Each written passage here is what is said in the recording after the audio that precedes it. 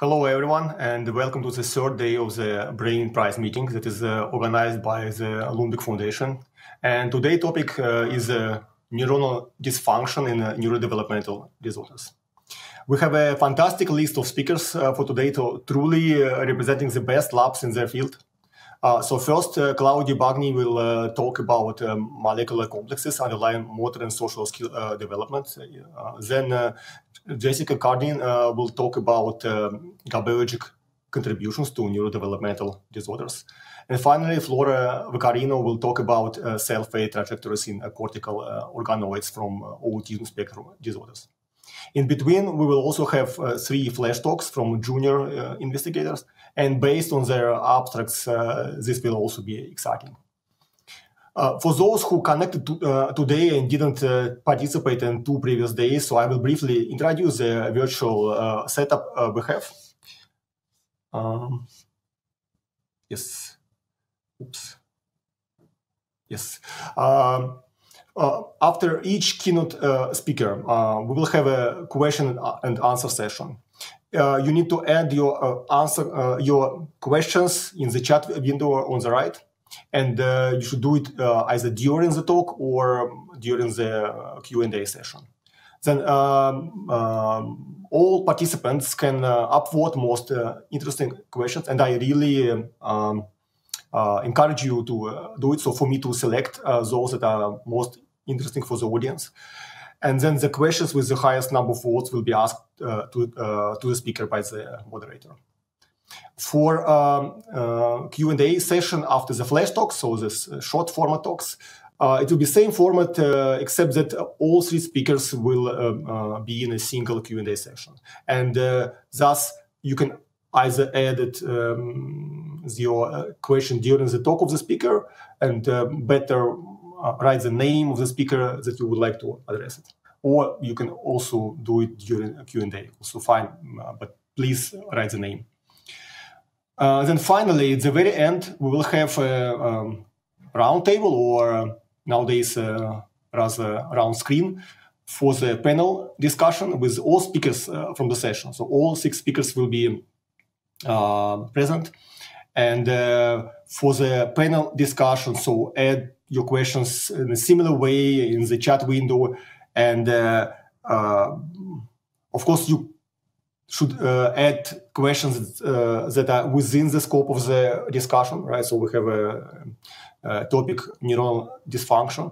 Of course, you can also add some questions like which are on kind of in between different topics. For example, yesterday we missed this round table for genetics. While I'm sure a lot of studies for neuronal dysfunction, they actually stem from results of genetics, so which can be also a discussion of the round table.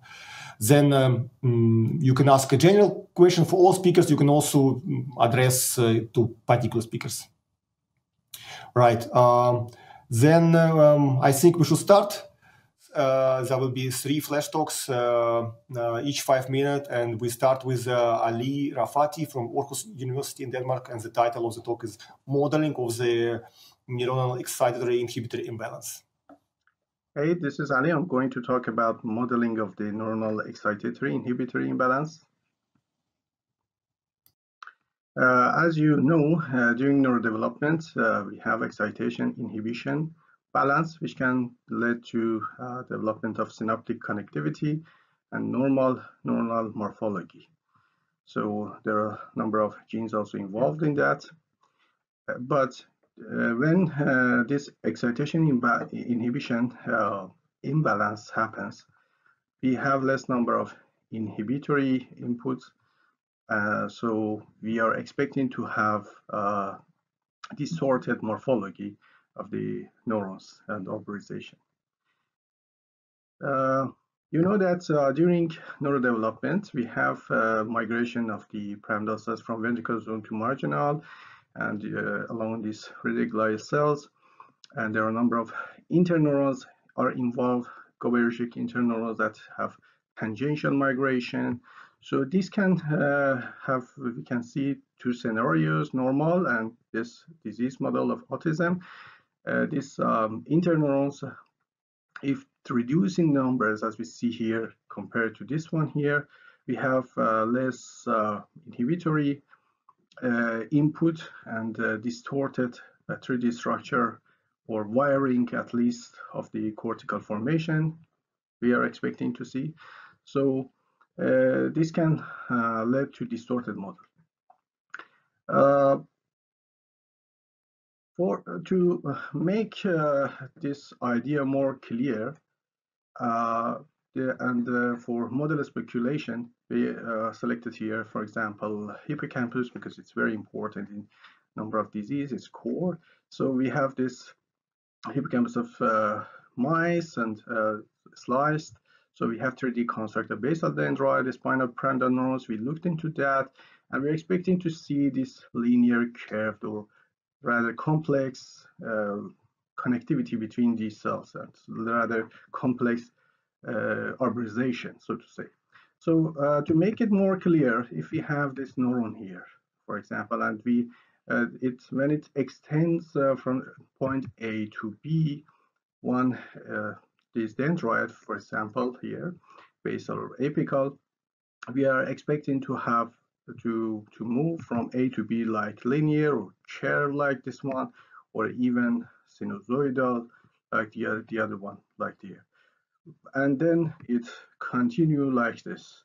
So we have, but you have never seen that very, very complex or even getting backward on the cells or something like this. So it is very interesting for mathematical modeling, how this happens, what's the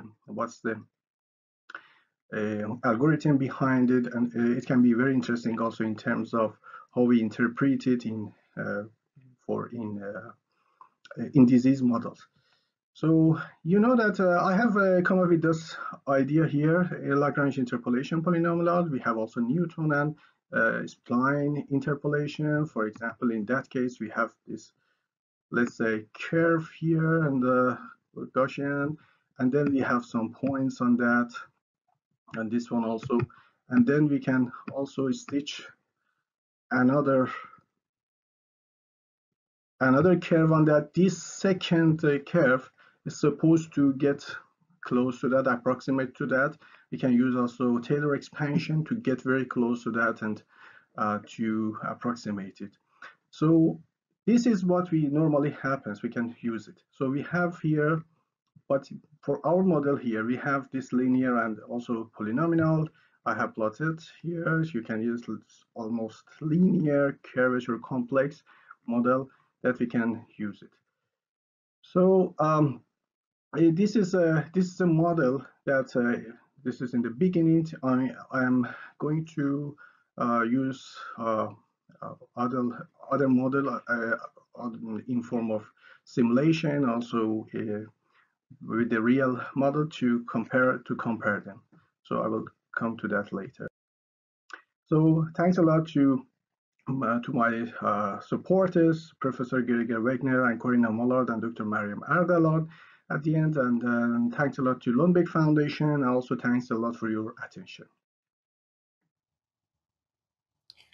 Thank you, Ali, for your talk. And we move to the next one, which will be given by Mikhail Batyuk from University of Copenhagen. And his talk title is Selective Vulnerability of Supergranular Layer Neurons in Schizophrenia. Please, it's your screen. Hi, everyone. First of all, thank you for the organizers for selecting me for this talk. So we are interested in schizophrenia. It's a devastating disease that is characterized by positive symptoms, negative symptoms, and impairment of cognitive abilities of the human patients. It affects almost 1% of the world population, so it's widespread. Although the pathology of schizophrenia is actually poorly understood, especially the pathology of schizophrenia on the cellular level.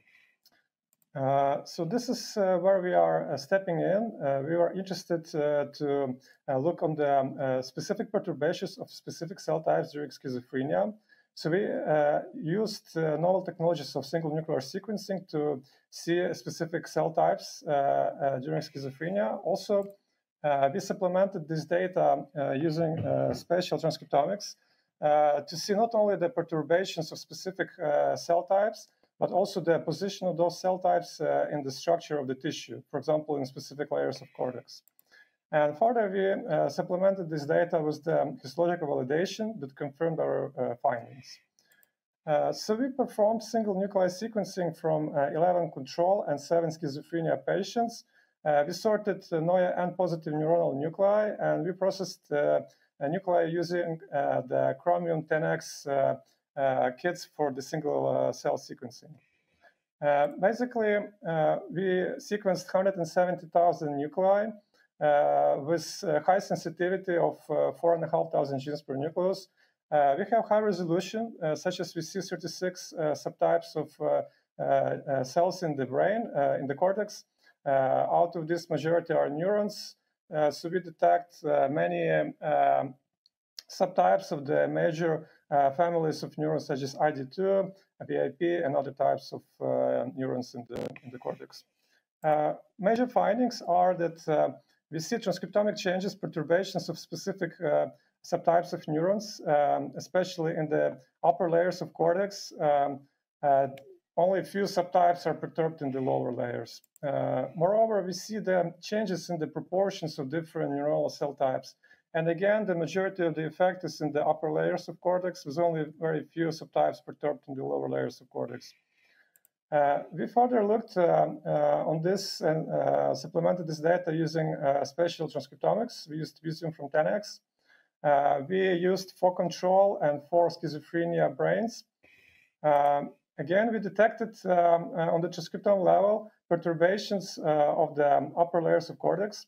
Moreover, we also seen some changes in the lower layers of cortex. So this confirms the previous finding from the single nuclei sequencing.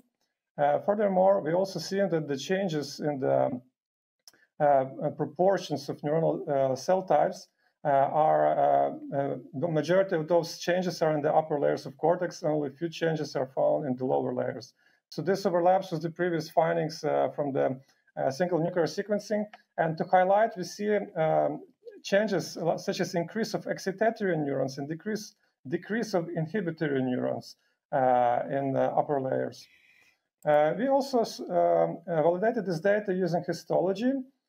We performed stainings for the 3 major families of inhibitory neurons, such as VIP, ID2, and parvalbumin. And we've seen, indeed, a decrease of the inhibitory neurons in the upper layers of cortex, altogether confirming previous findings that we did with the transcriptomics. So now I'd like to conclude that we performed high-resolution study on the single nuclei sequencing, substantiated also with the spatial transcriptomics and histological assessment of the schizophrenia and control brains.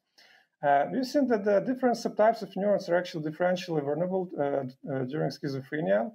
Even more, neurons deriving from the major families, such as VIP, COX2, ID2, and neuronal families, are actually differentially vulnerable. So not all of the subtypes in these families are perturbed during schizophrenia. We've seen prevalent transcriptomic impact of schizophrenia on the upper layers of cortex. We identified compositional changes, such as increase of excitatory neurons and decrease on the inhibitory neurons during schizophrenia. Altogether, we can only hypothesize now, but we see that the upper layers of cortex are perturbed. So we conclude that probably during this perturbation, the information processing in the upper layers is also perturbed. Even more, upper layers are known to receive inputs from different regions in the brain, so probably the communication between brain areas and cortex-to-cortex communication could be also perturbed. Finally, I would like to say that this is only a flash talk. You can follow and read the full preprint on bioRxiv. You can follow on this link. Moreover, you are welcome to follow us on the social media, especially our Twitter from the lab, where we have very nice cartoons from time to time. And finally, I would like to thank everybody who was involved, people from Huda lab, Kostya, Victor, Rasmus, and also our collaborators, Peter Harshenko and Istvan Adrian. So thank you for your attention. Thank you, Mikhail, for a very nice talk. And we move to the last speaker, Catherine Linda from Donders Institute for Brain from the Netherlands. And the title of her talk is Imbalanced Autophagy Causes Synaptic Deficits in a Human Model for Neurodevelopmental Disorders. The screen is yours, Karen. Thank you for the introduction and good afternoon. I'm very excited that I got the opportunity here to present how we linked imbalanced autophagy to synaptic deficits. Autophagy is known to be the recycling system of the cell and thereby is very essential to maintain cellular homeostasis and function. And in neurons, with their high energy demands and post-mitotic nature, tightly regulated autophagy is of special importance, and it's therefore probably not surprising that impaired autophagy is linked to neurodegenerative disorders as well as neurodevelopmental deficits. In all these studies, autophagy was mainly seen as a cytosolic event. However, nuclear events like histone modifications recently showed to be involved in the regulation of autophagy-related gene expression. Now, interestingly, mutations in the associated chromatin remodelers showed to cause neurodevelopmental disorders like Kleefstra or Weaver syndrome, which opens up the question whether deregulated autophagy might be underlying neuronal deficits in these disorders. And to get first insights, we focused here on Colin-de-Vries syndrome, which is caused by heterozygous loss of CANCEL1. And CANCEL1 is a scaffold protein of a complex that mediates histone 4 lysine 16 acetylation and thereby activates autophagy-related gene expression. To model Colin-de-Vries syndrome, we made use of patient-derived iPS cells and differentiated neurons thereof. And then we phenotyped these neurons for their neuronal and synaptic function and tried to relate changes that we observe in the Colin-de-Vries neurons to changes in autophagy. To do so, we made use of, in total, 3 different KDVS patient-derived cells, as well as 1 CRISPR-edited CANCEL1 deficient cell. And then we first monitored autophagosome formation in these cells by LC3, which in its lipidated form is associated with the autophagosomal membrane. And as you can see here in the 4 lower images, in all CANCEL1 deficient eye neurons that we investigated, LC3 showed to be significantly increased when compared to control cells. Next to that, we also had a look to P62, which is sort of a bridge protein between LC3 and the cargos that should be incorporated into the autophagosome. And like LC3, also P62 showed to be increased in all CANCEL1 deficient eye neurons, leading us to the conclusion that autophagosomes accumulate in KDVS cells. To screen for what is causing actually this autophagosome accumulation, we performed different experiments and were actually left with oxidative stress as the most likely candidate. And indeed, 8-oxo-DG stainings to visualize oxidized DNA indicate increased oxidative stress in CANCEL1 deficient neurons, here the 2 lower left images. When we applied aprocinin, we on the one hand reduced oxidative stress, but on the other hand also could prevent the autophagosome accumulation here presented by P62. Now, we wanted to link these changes in autophagy to a neuronal phenotype and therefore screened over the time course of 5 weeks for synapsin puncta in control and KDVS neurons, and saw that after 2 weeks of differentiation, we see a clear difference, meaning reduced synapsin puncta in the KDVS cells compared to the control cells. Now, to show the causality for oxidative stress and autophagosome formation, we first increased oxidative stress in the control cells by adding BSO, and thereby reduced synapsin puncta to a level of KDVS cells. However, when we now apply aprocinin to reduce the oxidative stress in the KDVS cells, we increase synapsin to control level. These results indicate reduced synapse formation in KDVS cells, and this was nicely confirmed by our microelectrode array analysis, which showed less frequent and less regular network bursts in KDVS networks. However, when we applied again aprocinin, we reversed this phenotype. So to summarize, I showed you here that in Colin-de-Vries syndrome, heterozygous loss of CANCEL1 induces increased oxidative stress and elevated autophagosome formation. What I could not show you here is that this in turn activates mTOR and thereby reduces the autophagosome clearance capacity, what then leads to this imbalanced autophagy and autophagosome formation. Furthermore, the application of the antioxidant apocynin was successfully rebalancing autophagy and rescuing the neuronal phenotype, meaning that we opens up a promising starting point for drug therapy development in the future. In the beginning of the talk, I hypothesized that autophagy is underlying neuronal abnormalities in chromatinopathies. And I showed you as example Cohen-de-Vries syndrome, but in how far this is now true for the other neurodevelopmental disorders on the list needs to be examined in the future. And with this, I would like to end the talk and thank all the people that supported this very exciting project, and especially my supervisors, Neil Nadeef Kasri and Bert de Vries. Thank you, Catherine, for the nice presentation. We have time for a few questions.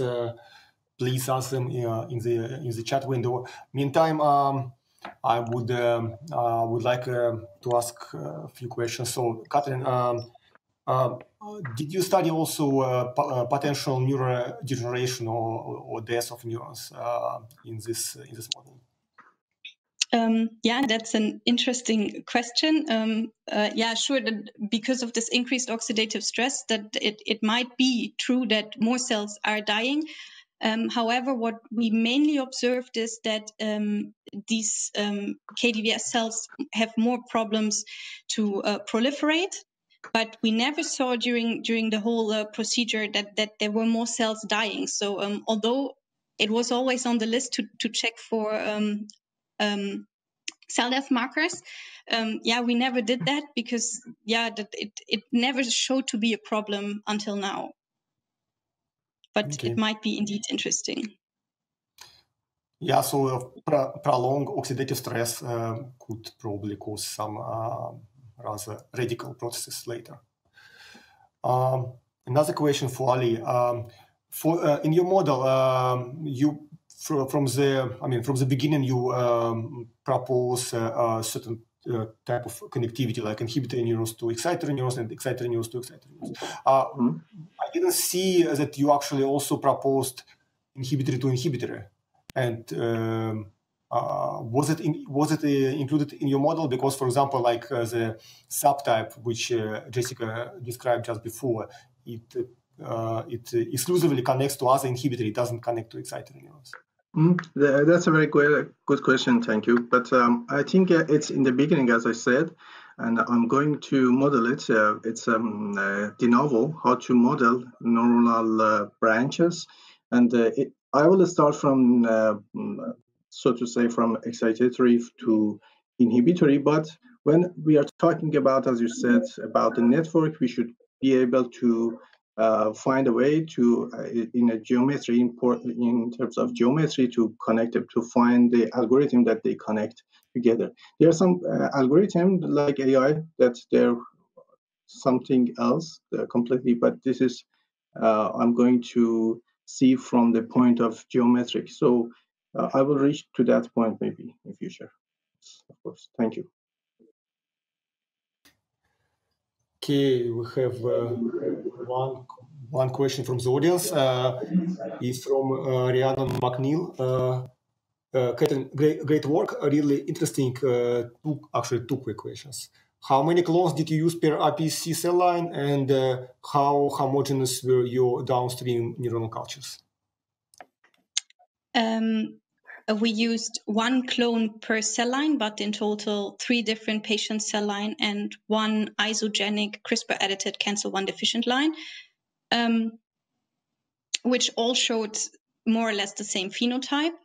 To differentiate these iPS cells into neurons, we used the neurogenin transgene approach, and this actually generates a quite homogeneous population of excitatory cortical neurons within 3 weeks. So within the batches and within the different lines, this protocol is really homogeneous, and you can really compare the functional as well as the cellular phenotypes quite well.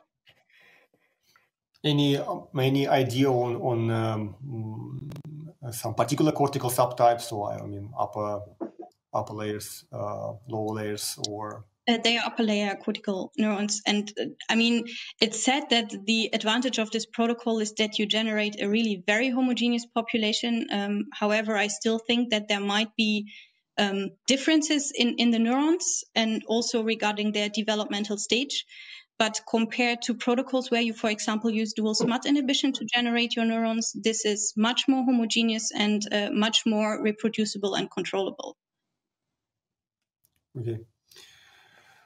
Okay, I mean, since there are no more questions from the audience, so I think we should close this flash talk session and move on, and we will see you again at the roundtable. Thank you.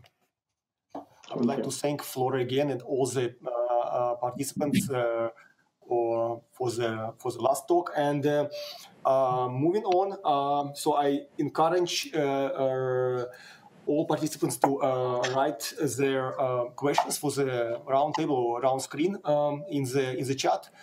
And while questions are appearing, so I would like to start. We heard there is some commonality in the talks that we heard, and this is regarding modeling. So in 10 years, where are we go, and which kind of modeling should we prioritize? So are we do we need to prioritize more human organoids or 2D cultures, or it is animal models, or even maybe primate models? And what kind of what kind of model would be the best model for the neuronal dysfunction in the patients?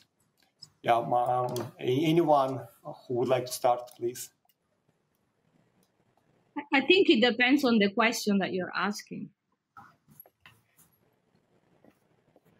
Well, let's say if we study function of neurons, right? So we heard from the talk that already early function in autism is impaired, right? So maturation, functional maturation. So to make the models more relevant to patient situation and to study it closer to a human context. I can start if you want. Few things that just pops for me, like for example, currently we are using the models like rodents that have like limited cognitive abilities. So maybe moving towards the higher species, maybe as you said, primates, but of course it will be ethically very hard to get approval. Maybe some small primates, more primitive, but more close to us than, for example, I don't know, rodents. Or maybe some ferrets that have like a gyre at least in the brain, so it's more developed brain structure. Maybe on the other hand, I know people use humanized mouse models, for example, for Alzheimer's disease. Maybe moving in that direction. I don't know the way to do it. Maybe like injecting stem cells induced stem cells derived from humans into the brain, and then waiting for the development of the cortex, and then like it will be closer to the human brain, maybe. On the other side, yeah, that's it from my side. Claudia? I would like to add to what Flora said, that indeed, I think the question is what is going to make the choice. And it's not only that, because possibly we will have to use different model system to complement the findings that we have. It's there are things we can do with flies, and there are other things that we cannot, but also if we think about primates, let's think about the individual variability that we have in humans and the individual variability we even have with model systems. So I would not be so convinced of, working only with primates for certain questions where we know that there is a whole spectrum of variability. So, it requires a combination of approaches. Now, the question is more, I think, long-term, how are we going to get there? Are we going to stay, with a lab working with one or two models, or we will have to become big centers and interconnected, a large consortium. I see more how we get to use all these tools we have generated and this sophisticated way of analyzing or analysis of the data. But then at some point there is a lot of data. We need to do a lot of validation, and we need to interconnect all this. And this, to me, is the major challenge that I see going from a small lab, a medium lab, to something that has to be almost a department working only on one specific question. That's a little bit my feeling for now. I think biologists have generated wonderful models, and Flora gave us an idea about how close we can get to understanding the gene expression in humans, but then position this in terms of saying personalized medicine. Understanding mechanism and personalized medicine requires, I think, a large, huge critical mass that we have to develop and think how to get all this together. Yes, thank you. Jessica, yeah, thank you. Yeah, I mean, I think one of the problems that sort of highlights, right, is that very often individual groups or even groups of groups are really focused only on one level, right? There's a huge push in the last decade or so to really understand not only genes, but gene networks and epigenetic regulation and how that contributes to disorders in humans, right? But it's not a straight line from gene to the cognitive and behavioral phenotypes that we recognize as a disorder in humans, right? And in fact, the waters are pretty muddy because there are thousands of genes that we've identified at this point, and mutations in all these genes converge to syndromes and disorders that we recognize as all being autism or all being psychiatric disorders, for instance, right? So it's you can't focus on just one end of that to the exclusion of everything else. If the goal is therapeutics, right? If the goal is to not only understand a disorder, but also to ultimately fix a disorder, then we have multiple problems. We need developmental understanding. We need therapeutics that work in older patients as well, which means that we not only need to understand the developmental etiology of things that arise from perturbations, we also need some biomarkers that allow us to test therapeutics in patients, which means that you need everything. You need cell lines, you need organoids, you need multiple model systems, you need everything, all stages. But primates are very challenging. Yeah, I agree. I think the challenge is to have us talk to each other, and we need all of what people are doing, including what people were describing yesterday and the day before. So we need to go from the gene level to the functional level with all the intermediate stages. Just to make one point, which is very interesting. So sometimes you can see a phenotype only at one developmental stage, but not on the other. So for example, if you have a gene that impacts an enhancer element or a transiently expressed progenitor gene, right? Unless you study that particular state, developmental stage, you're not going to see that if you have a mature neurons, which is being published in many cases. So you can make a postmitotic neurons bypassing the early developmental stage, but if the problem is in that development, you're not going to see that. Vice versa, if you want to look at something that's expressed later on, and perhaps the best is to really look at, bypass the early development and look at only at that particular late stage that you want to investigate. So that's what I meant by saying it depends on the question. You know, I must confess, I am biased for the early development just because genes are expressed from the very beginning, expressed earlier, it's a much larger repertoire than those that are expressed later. You have a progressive repression going on during development, and then you have another overexpression in postnatal development. So often the two sets of genes touch each other. So we're at a very interesting stage of research into humans, development, animal models, and we really need to join forces here, I think. I agree. Yeah, it seems like that a combination of different models will help us to understand the whole process. Right? Absolutely. And what I also meant, yeah, just a second, Claudia. What I also meant that recent progress for organoid, I think it's impressive. Right, so we are, as Flora just said, that we are already able to model late fetal development, which when organoids started, it was dream, right? So I think progress in each of the type of modeling would help us further to get further insight in the dysfunction of neurons. Claudia?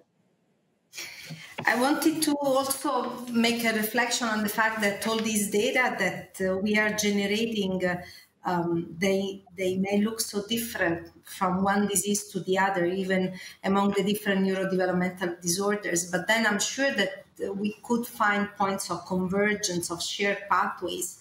And then maybe for the next step, this would be the way to go to, try to see on which master regulators we want to put our effort using different models, and then try to see how the pathway and the connections are, because otherwise it would be too complex, right?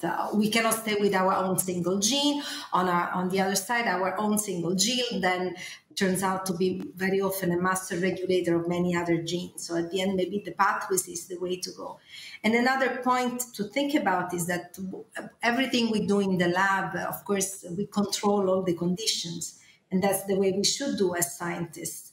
But the human beings are very different from that. So there are some conditions that we cannot really monitor, right? So the environment, I mean, we can monitor the environment in a petri dish, in the animal house, but I think it's much more complicated to monitor the environment in a human being. So I think we are still not at the level to have the 100%, knowledge of what we can retrieve from this information. And there, I believe medical doctors could help us, because more information we have on the lifestyle and the events that happen during life, and more we can, with all these numbers and all these individuals we have, start making, subclasses. And then this could also help us to understand some mechanism or some events that we do not, and then it's simply because it's dictated by the environment that we control so well in the lab. Yeah, I mean, you touched again on the second point that I was sort of discussing, integration of the data that kind of flow towards those studies where we study dysfunction of neurons, right? So how to select what to study, yeah, based on what data, and then based on, for example, session from yesterday, certainly genetics can instruct us to select certain genes and pathways to study for further neural dysfunction. And also, as you said, epidemiology, right? So also could instruct us from the other side, from from a patient side, what to study for neural dysfunction. So, what would be your insight for the next 10 years regarding technology that we need to instruct us what to study in neural dysfunction? So, which kind of solutions are necessary? certainly omics can be one, but yeah, maybe there are some others. Maybe I should, can I? For the first question, maybe I can relate it to Dan here.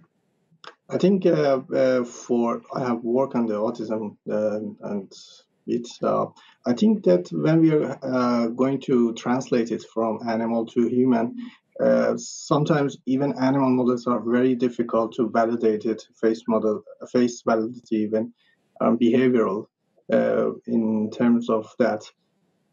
For organisms, I think it would be very, very difficult for now how to translate, as you said, maybe in the beginning it's okay. But the more promising thing about organoids is that we are, I don't know how to translate it, but maybe in 10 years we can expect it. Maybe if we work on the neurodevelopmental disorder and genes, and maybe we can make it more sophisticated to even use something like transplant of the human brain. It's a very, very ambitious, but I would say that it's not bad idea to just take it into account.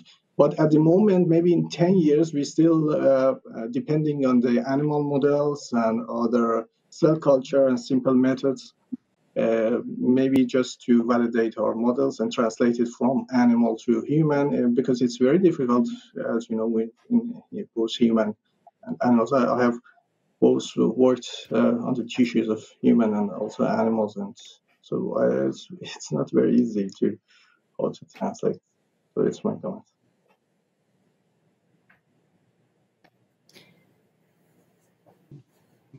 Misha? Yeah, I mean, as you mentioned, multiomics will be one of the ways, and it's already starting, especially when it will become cheaper. So more labs, not only privileged, let's be, but like with lower income countries could jump into all of this research. And of course, but multiomics is not the only thing, because we are just studying molecular level or the cellular level, but I think it will be also going forward to link molecular outputs towards the physiology and the function. And maybe like research done like in Kavli Institute, you know, with the multi-electrode recordings and other places in the world, and optogenetics, and trying to combine it with multi-omic research, you know, and bridging the gap between molecular biologists, cellular biologists, and physiologists, like huge gap in there. And in this interplay, there will be some progress, but of course, the other progress should be done in the tools to analyze the data. Because even now, like when the single-cell sequencing was starting, it was very rough to find the proper pipeline to analyze data. Currently, there are like some tools cementing, but still many labs do different things. And I think, especially when more people jump into all of this, the quality of research could drop drastically, because people will be doing things without knowing. So if there would be a consortia, like if they would standardize the way to perform the experiment and to analyze the data, it would help a lot. And I think in 10 years, it could be possible that there will be quite standard ways to do it. On the other hand, we see a lot of progress in the artificial intelligence. I'm not sure if it's already there, but maybe in 10 years, there will be like some advancement in the field. So like some computer model will look in the data and cherry pick what you need to look at precisely. Maybe there will be quantum computing even like available for scientists, you know, so you could scale up the research drastically. Who knows? Yeah. Yeah, that was a question. But it's for this point, I can answer. Yeah. No, just want to comment that there was a question about artificial intelligence in the chat, so that really will help. Jessica? I think maybe to some degree we're going back to that idea of convergence, which Claudia raised a few minutes ago as well. We often ignore the fact that we've identified all the genes right? Thousands of genes, and they do radically different things at the cell biological level. You have transcriptional, activators and repressors. You have synaptic proteins, structural proteins, and yet, they all give. In autism is a great example, right? Mutations in all these different categorical genes give rise to the same phenotypes. We identify them all as being autism, right? With some variation, but underlying, there are some very core phenotypes, right? Why do all those things give us intellectual disability, right? Why are there cognitive dysfunctions in all of those mutations? So picking and choosing may not be the answer here, right? Diving deep into a single gene or a single pathway with all the tools and all the transcriptional analyses and so may not be the answer. High throughput screens, or at least moderate throughput screens, may be closer to an answer. If we're talking about therapeutics, the answer may be tailored small molecule drugs that are individualized. So it means to gain a better understanding, we might need screens. We might need to make thousands of organoids, not just a few. We might need to make organoids from every patient, run a battery of small molecule, compounds, and forget understanding why it works. Find that you can resolve issues at the cellular level with a screen. At the same time, for understanding convergence, we might need to be a lot more efficient about screening our animal models, right? We might need a system that allows us to induce mutations in 1,000 genes quickly in mice, and then screen all those mice for some biomarker that is linked to humans, like functional connectivity or evoked potentials, or something that's fast, clear, and has a human link, right? As opposed to looking for things that are unique to rodents, for instance, or unique to humans. So speed and efficiency might be the key. Yeah, if I might say, I agree. I agree with that. There are already several methods being developed, and I'm sure in the next 10 years there will be even more to do large screens using organoids or using animal models or whatever. I also like to say that we need to understand human diversity, and we need to understand why the human genome has so many non-coding elements. We really need to know. We really need to know more about. There is only 20 genes, right? We're not going to do much progress unless we know why with these 20,000 genes, which are virtually the same or very similar to those of animals, yet human can develop autism or schizophrenia or things like that. So I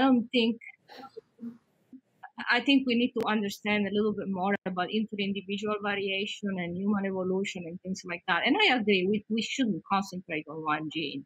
It's the era of one gene, one mother, one mouse, it's gone. We need to implement this larger screen. We need to have functional assays. The problem is you can have hundreds and thousands of organoids, but if you don't have a useful assay that's going to tell you what that drug is doing, you're lost, right? If your assay has no meaning, so that's one effort, that we're trying to understand what's a good assay. What's a good assay that has physiological and clinical impact to sort of either can predict something or can be a readout for a good treatment. And it doesn't matter whether it doesn't recapitulate the exact phenotype that you see in an adult person, but it has to be high throughput, and it has to be relevant. It has to be something that really happens. It cannot be something artificially generated. And then the rest doesn't matter, because if it's predictive, so we need to be better at correlating our readouts with clinical symptoms to see to what extent they predict certain phenotypes, how faithful they are, and whether we can use them. Right? They have to be meaningful, otherwise.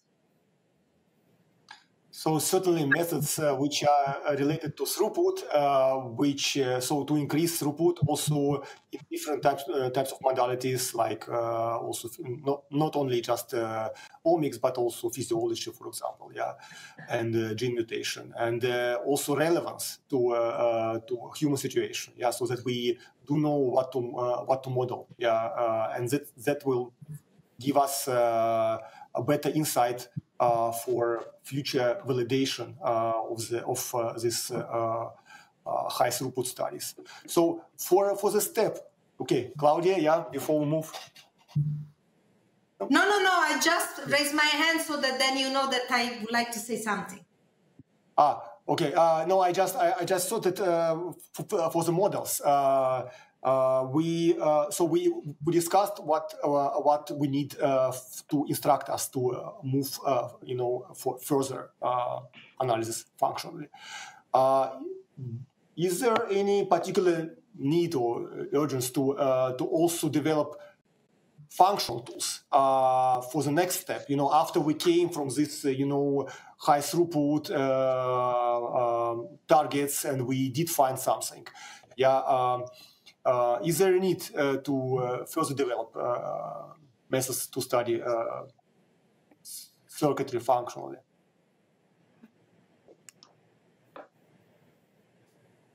Anyone?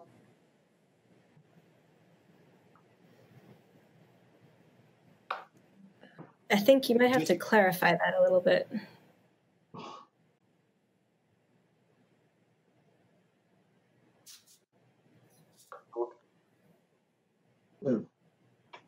I was just reminded that I have to round up. But I meant after we instructed with high throughput, after we got this instruction. So what the methods we need to validate, like single targets, single genes afterwards, for example, or go more clinically or translational. If someone has like 1 minute, Claudia. So I definitely I'm a big fan of a multidisciplinary approach to understand neurodevelopmental disorders. I mean, we cannot just understand looking at a model or 2 or 3.